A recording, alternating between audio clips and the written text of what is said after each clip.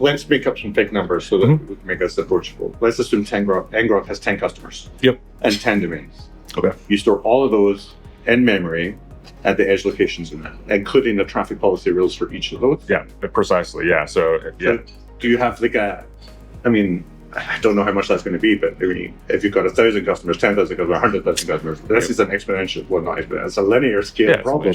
Is how much RAM can I put on that machine? Is that exactly going to bite you in the head? Yeah, it's a problem that we're going to have to tackle at a certain scale, right? So we try to do tricky things like we have the configuration. So basically, like, when you create your tunnel, the actual configuration, we store that in protobuf, pretty small, right? And that's the thing that actually gets synced. And then we try to be a little bit tricky about like, let's lazy load the actual business logic, right? Like eventually I'm going to have to, like, let's say we're doing compression, right? I'm going to have to load up like and go a compress writer or a compress reader or whatever, right? And I have to run the traffic through that to compress. Like that piece takes a lot more memory than like the protobuf definition, right? And so we do like try to like, we don't load that business logic stuff. We don't build like kind of the handler chain until like a request actually comes through. Yes, I think that's your challenge, right? You've done it this way because the hot path is you can't go adding 10 or 50 milliseconds to someone's request. Because if it's a database lookup, that is literally, however long the database lookup takes is exactly, adding that onto the request time.